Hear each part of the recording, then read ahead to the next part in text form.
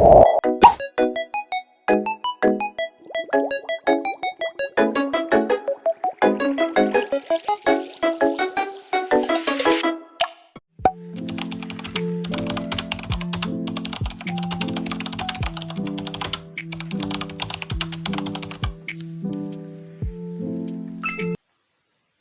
semuanya, saya Mercy Berlian-Mukoro dari kelas 12 2 akan melakukan praktikum tentang produk kimia dalam kehidupan sehari-hari. Alat dan bahannya yaitu gelas kemasan sebanyak 5, air, asam cuka, pengaduk. Di sini saya pakai sendok saja biar lebih simpel. Spidol, garam dapur, dan juga deterjen Daya. Pertama kita beri label dulu ya.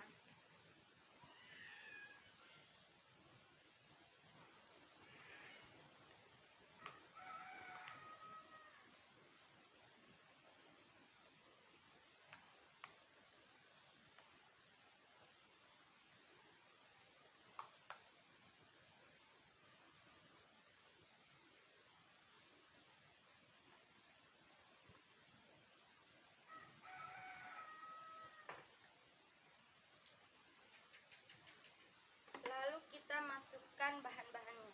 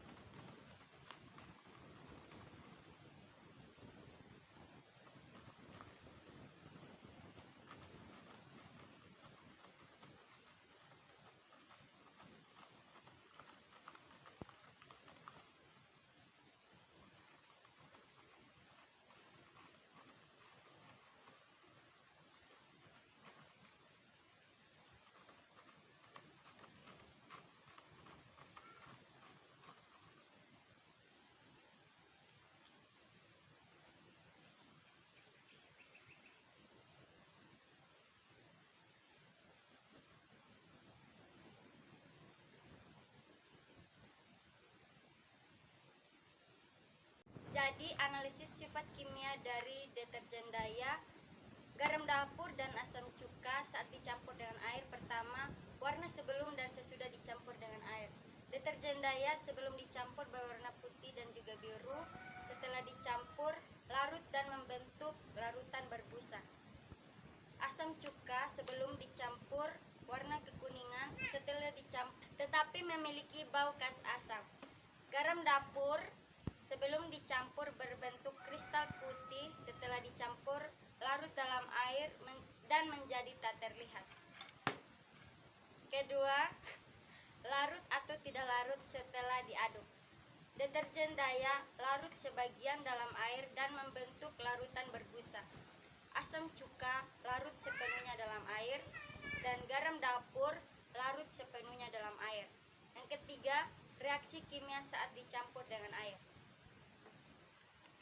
Deterjen Daya tidak mengalami reaksi kimia signifikan tetapi menghasilkan busa karena mengandung surfaktan.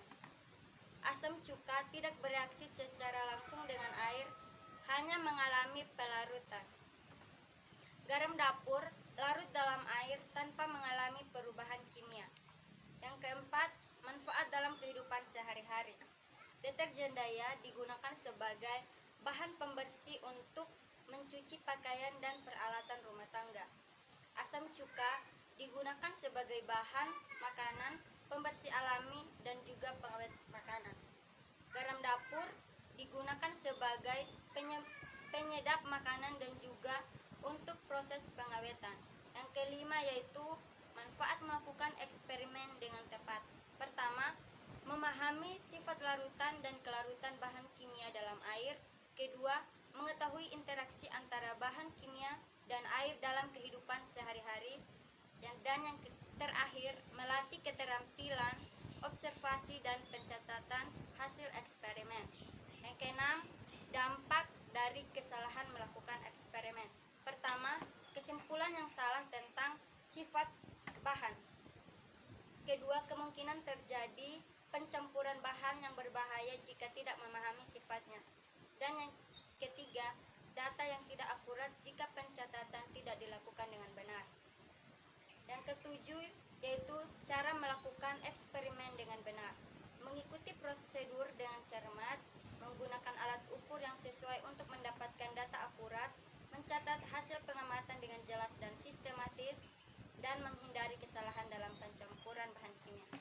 Sekian hasil praktikum saya hari ini. Terima kasih.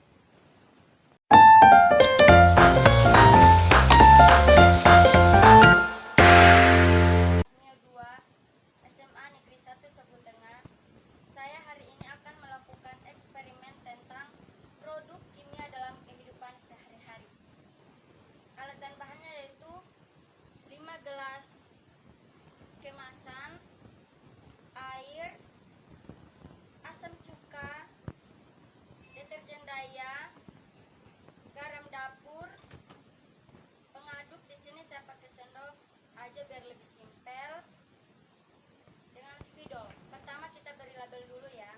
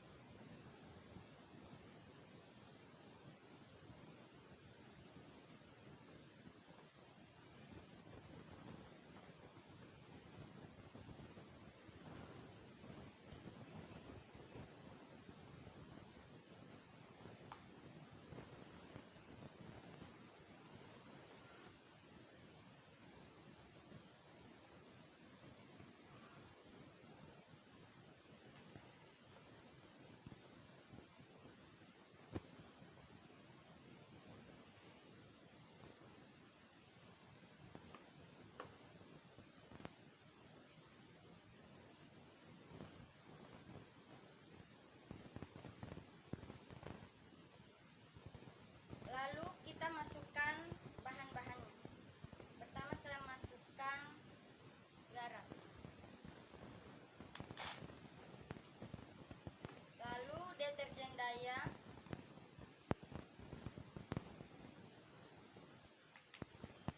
Kemudian asam cuka dan juga air. Kita masukin ya, campurkan.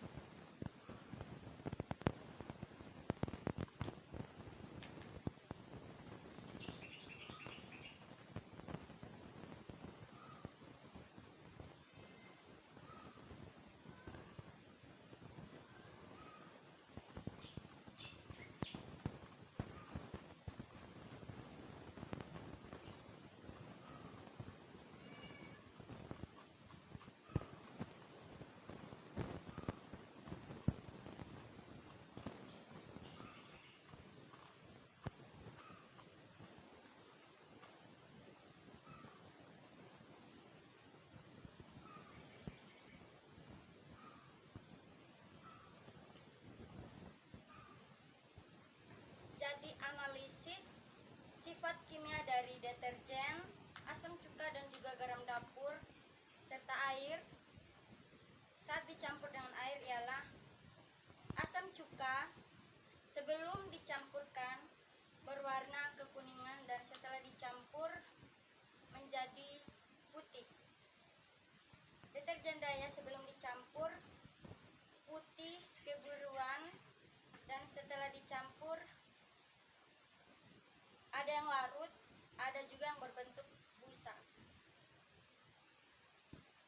Garam dapur sebelum dicampur seperti kristal putih atau berbentuk kristal putih, setelah dicampur menjadi tak terlihat. Air dia tetap jadi pelarut. Nah, manfaat dari eksperimen ini ialah supaya kita menjadi lebih memahami dengan soal-soal yang sudah diberikan atau untuk memahami apa yang kita lakukan. Nah, dampak dari kesalahan yang melakukan eksperimen itu apa sih? Nah, dampak itu ketika kita tidak membaca atau tidak memahami cara mengerjakannya, otomatis dari awal ketika kita mengerjakannya sampai akhir akan salah. Nah, bagaimana sih caranya melakukan eksperimen dengan benar? Pertama, cara melakukan eksperimen dengan benar yaitu membaca dan memahaminya. Ketika kita membaca dan memahaminya, otomatis kita akan melakukan semua langkah dari awal hingga berakhir menjadi sesuatu eksperimen yang bagus, untuk ditonton, didengarkan, dan bisa membuat penonton memahaminya. Sekian dari saya.